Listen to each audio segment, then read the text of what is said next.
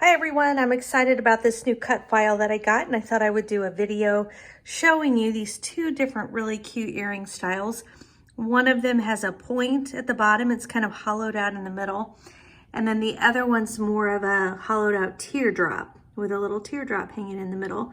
And so I did several designs today in different patterns, different colors, just trying to see which one of these two I like best. I actually really like both of them. And I did some of them in silver hooks and some with the gold hooks. And in this video, I'm just going to show you how easy it was to put these together and how I made them. So let's get started. Okay, so we're starting with a blank canvas, and the first thing that we need to do is we need to come over to the left-hand side and click on this images icon so that we can get our SVG file inserted. I like to always come over here to the filter up on top to the very right, and I like to filter by my uploaded images. That just helps me quickly get to where I need to go. I can click again over here on the right, and that'll make that menu, that'll make that menu disappear. All right, let's see where. Now today I'm making this earring that has this hollowed inside. And so this is the SVG file that I'm using right here. So I just need to click on that, and then I will click on the insert button, and that will bring it to my mat. So once we get it on our mat, the first thing we always want to just look at the size. Now this size does come in pretty big. I like to just drag this so that the top point of an earring is on a line. And then I can count down 1, 2, 3, 4.5 inches. This is about 4.5 inches for this earring.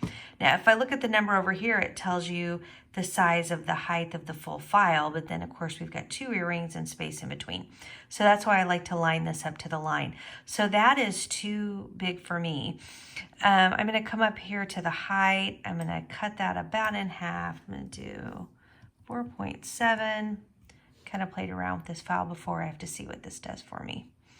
Okay, so if I change that whole size to 4.7, that makes this earring 1, 2, and a little short of 2.5. Let me see, did I really get that on top?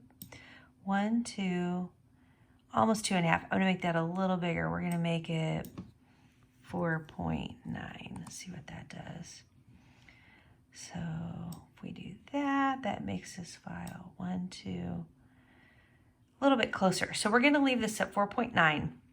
Now, I don't know if you can notice, but if you look at this earring file, the top row has a little bit different shape in that there's a point on the top and a point on the bottom, right? And these are the two pieces that make up this earring. The bottom row is rounded more like a teardrop, and it's just got the bottom piece is kind of hollowed out, and it's got a rounded bottom. So you can decide at this point which one you want to make. If you did only want to make one, this is where you would come over here and you would ungroup these. And then now that these are ungrouped, you can just push down on that left click and highlight the row, whichever row you don't want. And then you would be able to just exit, click this X button in the upper left-hand corner, and then you'd be able just to focus on what's on your mat. Now, I'm gonna go ahead and make both of these earrings today for my project, so I'm not going to delete anything. All right, so the next thing we typically do here is change our colors out. And again, this is only to help us keep our mat straight when we're putting them through the cutter so we don't accidentally cut the wrong shape on the wrong paper. So it's really to guide us. I'm going to use for my back piece today, these pieces, I'm going to use kind of a gold color. Let me show you. It's actually, the funny thing is it's kind of that color that the other earring is right now, or the other component. So it's this really pretty gold texture color. And that's what I'm gonna use as my background. So it's kind of funny. I'm just gonna change these to what this other color was. And then for my, come on. Oh, I'm sorry. These are my, that's the whole thing put together, and those are grouped right now. These are my actual pieces that I'm making. So I changed this one to yellow. And then for my teardrop, I'm using this houndstooth. It's really cute houndstooth. So it's a pattern. So it's not like there's a pattern to choose from, but I'm gonna do a black. Since it's a black and white pattern, I'll just go with a black color. And then, and I could have put a box around both of those and changed them at the same time, but all right, now, so here's this earring and here's this earring, and this could be used as my second earring, or I could duplicate these. It's really a choice. For me, it would be easier, since I haven't changed the color on these, just to delete them. So highlight, highlight, and just click the X. But I do need 2 of each of these. So I'm just gonna highlight this whole thing, make it into a group, and then I'm gonna duplicate it. All right, so now I've got 2 of each earring of each style. And that's really it. My file is now ready to cut. All right, so now we're ready to click on the makeup button, which is in the upper right-hand corner, the green button, and that is going to send our mat to the cutter. It does bring up both of the mats, or however many mats you've set to cut. So I've got my black mat, which you can see my pieces up here. These are the little pieces in the middle. And then my gold pieces are going to be my larger pieces, and you can see them on my mat as well. Now it's automatically adding my images or my cuts to the upper left-hand corner. It's really important to know where you're cutting on your mats, because you're not always cutting here. Otherwise, if you're just cutting like 1 or 2 pairs at a time, this is going to get really worn and nothing else gets used. So when I'm doing mine, I try to completely use a space before I move on to the next. So I've already cut earrings here. I've already cut earrings over here. I haven't really used this space, but it's not really big enough for what I'm doing today. So I'm gonna kind of move down into this middle range. And I will try to do 3 to 4 cuts, and then I know that space is done. I can use it for paper later, but I just probably can never use it for leather. So really important for you to keep track of your mats. I mean, if you're wanting to get the most out of your mats, and I don't know how many times other people use their mats. I typically can't get a mat through more than about 4 times before things start lifting up off the mat. Okay, so we are ready then to move this, because we know I am not using the top 3 inches of my mat, because I've already used that and it's not sticky enough. So I just have to drag these down below this 3-inch mark. That's where I haven't used, so that I can use that part of my mat. And there are probably different and better ways to do that. This is just how I use my mats, and I just really want to use it as smart as I can. All right, so since I've moved that one, I'm gonna go ahead and come over here and click continue. Okay, and I do want to point out that we have the custom setting on our Cricut Explore settings knob. It's really important because we are using faux leather today, and we've got to make sure we have our material set up the right way. So I'm going to come over here and browse the materials. I want to point out, I love this favorites panel on your materials. I don't even need to browse, but I will, because if you're new, I just want to show you where you go to get your settings for your leather. So after you click on this browse materials, you can scroll down, or you could search it. It's real easy to scroll down because the leather kind of has this brown bar, so it's easy to find. This faux leather that I'm using today, something I got on Etsy, and it's not a Cricut material.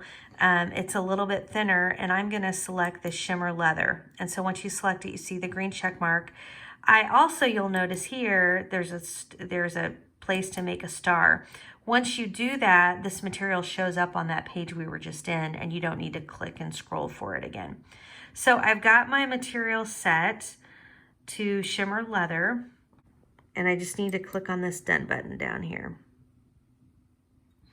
Now, when we're doing faux leather on the Cricut Explorer, we're just using our fine point blade, so we don't need the deep cut blade, and we're also just using our regular green mat. So I'm gonna go ahead and get this leather ready on my mat so we can give it a cut.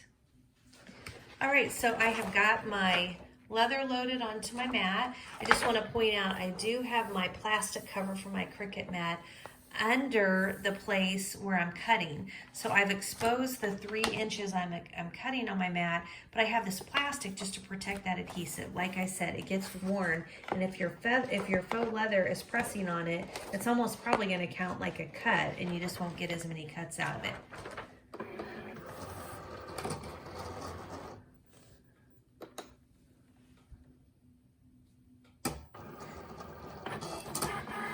All right, for those of you that are joining me today for the first time, thank you so much for visiting my channel.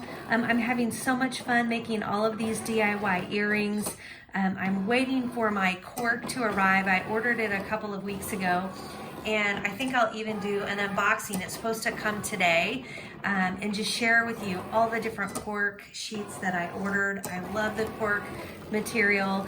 I've done earrings with them before, and just they turn out so cute. And I just went to a holiday mart show, and cork earrings were everywhere. And so I thought, you know, let me shift. I haven't done any blog posts on cork earrings yet, so let me do some of that and get those posted. So I have a whole schedule, and I wasn't scheduled to do my cork until December, but I think if it comes today like I think it is, I'm going to push cork earrings up in front of some other things that I have planned, just so I can get some cork earrings out there early.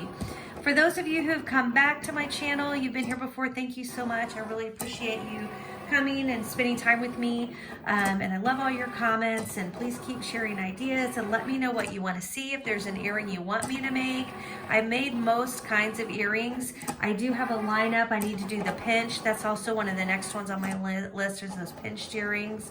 But if there's anything particular you're wanting, let me know, and I can look at my schedule, and if it's too far down, I can try to bump it up. All right, so these earrings are finished cutting.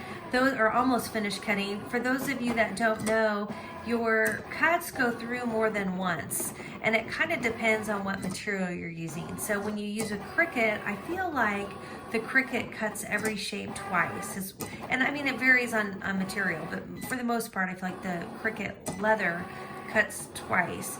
When I use the shimmer leather option, which I use today, usually cuts 3 times because it's a little bit thicker and it needs to get another cut. And so my Explorer is the old Explorer. I would bet most of you watching this video have a better Cricut than I do. That's the crazy thing. This is really, really old. It still works beautifully. Although the one thing about my Explorer is it takes twice as long to make my cuts as it does on the Explorer Air. So I still want to change it out and get the new one someday. Okay, so let's take a look at how we did. This is always the moment of truth for me. Some leathers cut better than others. This looks to be just a beautiful, oh dear, what's happened? Oh, that's just cut, that's just stuck. Beautiful experience. Oh, this is good. I almost kind of like it when you have a little bit of a problem. Okay, so those cut really nicely. This is almost perfect, but you will have these pieces that are hanging on by a thread. I need my other scissors because they're sharper, but they're across the way. So I'm gonna see if I can do this here. So all you do is just come up and just snip that off. A lot of times when I'm snipping, I do it from the back. This was really easy because you could see exactly where it went, but a lot of times you can't really see the line on the front, and if you turn it to the back, it's cut, it's just like a little bit not cut through, so you come through the back to snip that off. Okay, so these really cut very well. The cool thing about this is I now have these teardrops that I can use for another earring. So it's not even like when you're making these, you're wasting this. This is like a whole different project. In fact, I ought to just do something. Maybe I'll do another video real quick to show just how you can use these super fast and make something to use these.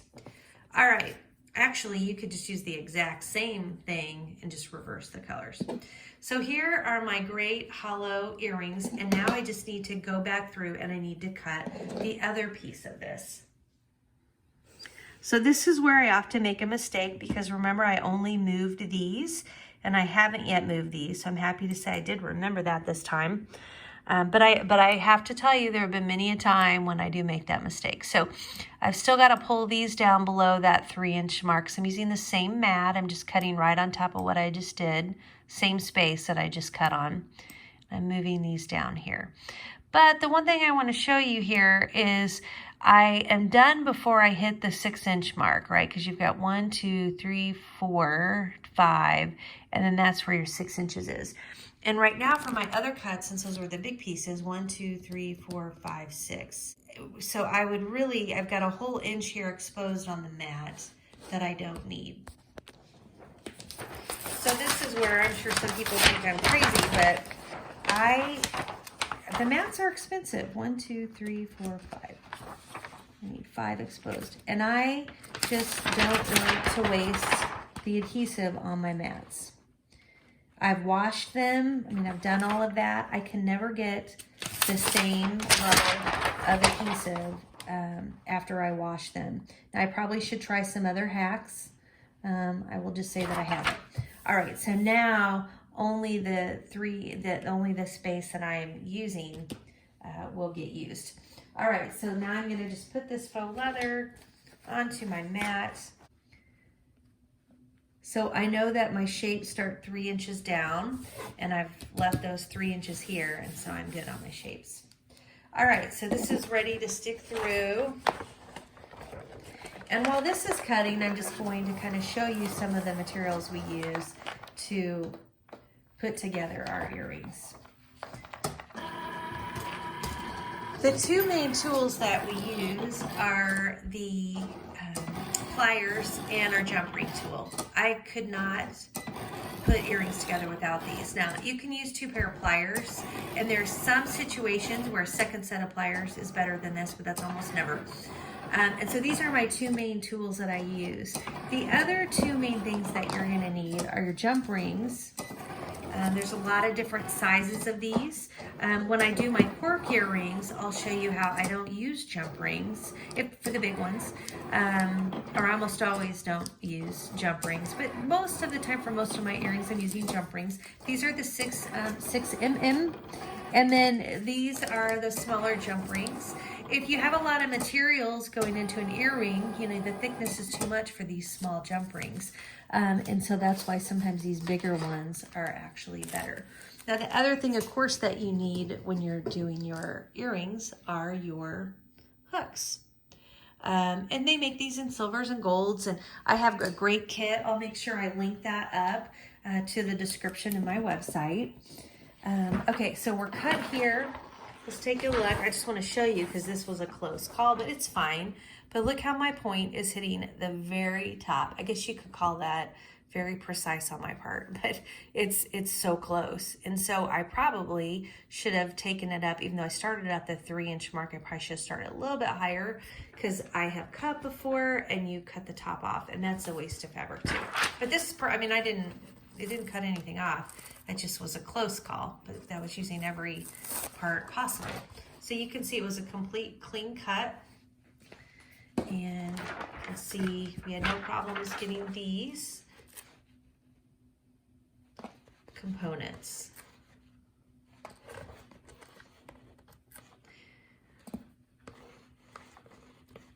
Okay, so we now have our components ready. So what I want to do is show you how we're going to put those together. I'm going to get this so it's a little bit more of a contrast in color. I think it's easier to see. And we can, remember we're making 2 pair of earrings.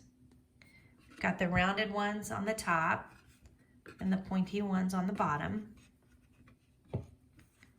And then we've got these really cute houndstooth, the black and white houndstooth pieces. So remember, these are the rounds and these are the pointies. Now, I did not do holes. There's another, when I bought this template, you could pick if you're doing holes or no holes. This is no holes. And the reason is because I like to punch my own holes. And I do that with my leather punch. I have it set to the smallest setting. And I like to punch through at the same time. If there's too many pieces, it'll still cut through. But as far as getting it precise, sometimes I don't do it at the same time. But I feel like I have those stacked up evenly. And so once you do that, you can just take that leather punch and get it centered right in the middle of the punch, right in the middle. See if you can see that. And then it's a quick squeeze. and you've got a perfect hole right in the middle of your earring. So I've also got this leather punch linked up into the description.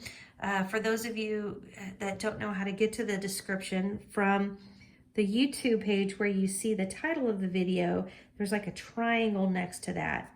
And you can just click on that triangle and it opens up the details to my video.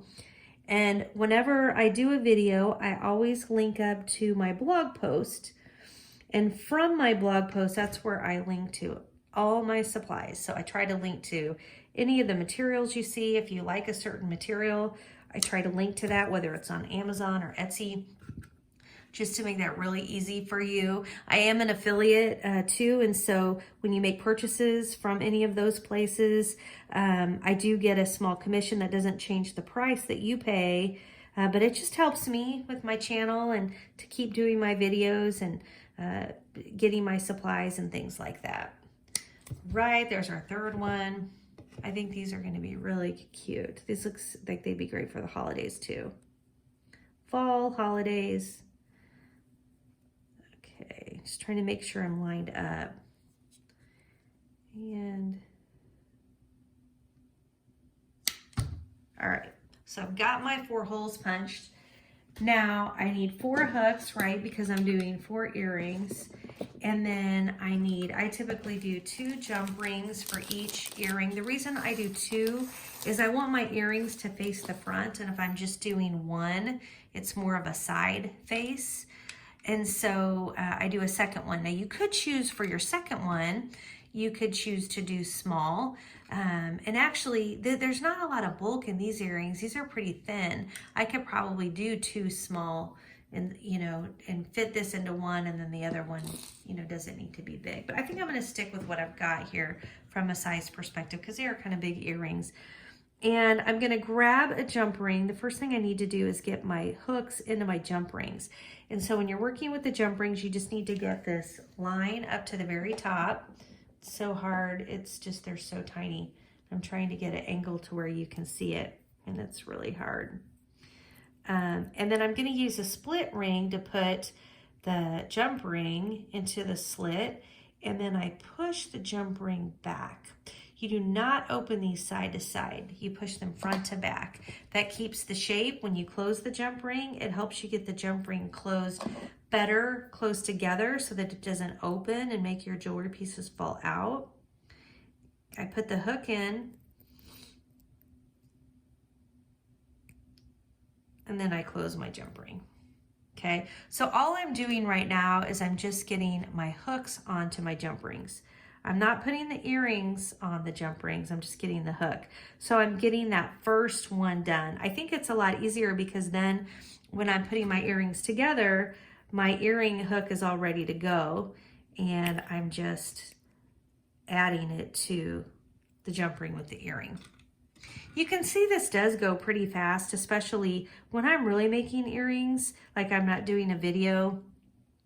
Honestly, I would never just make 1 pair of earrings at a time.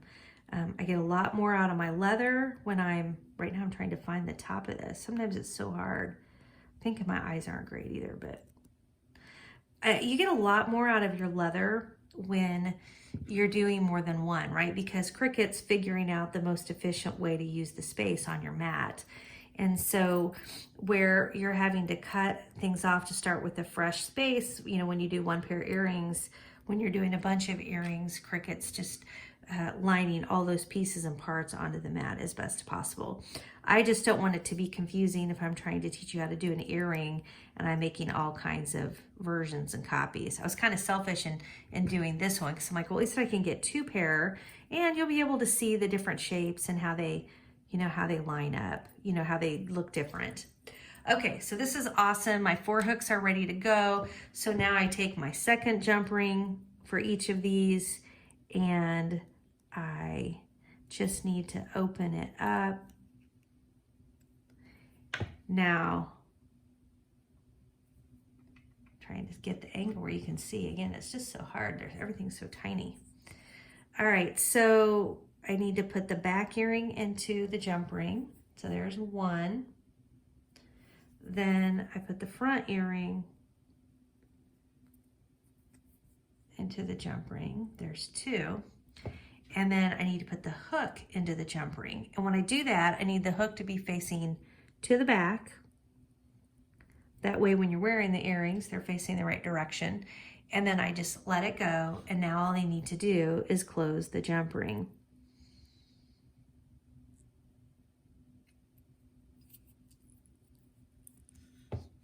And that's it. That's your earring. So some of the times when I make these, I do make a second set of whatever earring I have on the back, because the back material on these faux leather earrings often just does not look very good. And I'll show you that here in just a second. So let's just look on the back of one. It's just kind of a canvasy material. A lot of times it's a felt material. And so I will make another one and then glue it to the back, and that way the back just looks a little bit more finished. The interesting thing is when I was just at this holiday show, it was a huge, huge holiday show. I was looking, I mean, they had earrings in every booth. I mean, this is what, everything I make is what I saw in these booths. And they didn't, and I don't think I saw one person had something covering the back. They were all just left like this. So I'm now questioning myself, thinking, is that just something I do that wastes my time? Kind of stopped doing that in all my videos. I talk about it some, but just when I make these and I'm trying to get the videos down, I try to stay under 20 minutes. And so it just adds a lot of extra time. So I've tried not to do that all the time. But I think it's really interesting that no one that I'm really seeing is finishing off the back. Of course, a lot of people have leather. Out of everything I saw, maybe I'd say half and half leather of the faux leather and leather, maybe half leather and half faux leather. But of the faux leather, I mean, most people did not cover up their back. So I'm kind of curious what you guys like and what you do if you cover. Let me know in the comments below, like if you always do the back. I think maybe I just overthought it. I don't know. I think my earrings turn on me, and I just always liked it to be finished. I've been playing with some different things on the back, and I'm actually going to do a video with ideas, because you may have, a lot of it I don't think I've shown. I did one where to use that Hobby Lobby faux leather, like I love all the leopard prints, but I just can't get it to cut on my Cricut. And so I've been trying some different things. And so one was I just did an iron-on the back on a big piece, and then I cut it, and it cut beautifully. I cut a whole piece beautifully. And that worked for me. Although if you do that, make sure you put parchment paper or something down on your Cricut mat or whatever you're using to iron on, because that print just, I don't want to say it ruined, but here, I'll show you. I had it upside down, and I ironed the black stuff on the other side, and it went into my Cricut mat. Okay, so are we done? That was so fast. It's just gabbing. Okay, so these are our earrings. We have the 2 round bottoms, and we've got the 2 pointed bottoms. And I just think they turned out really, really cute. If you found anything helpful in the video today, please take a second and tap that like button. And if you think you might find other videos helpful, go ahead and tap that subscribe button. And if you tap the bell button, you'll get notifications, and that way you'll know anytime I post a new video. I hope you enjoyed the video today, and good luck as you try out your new projects.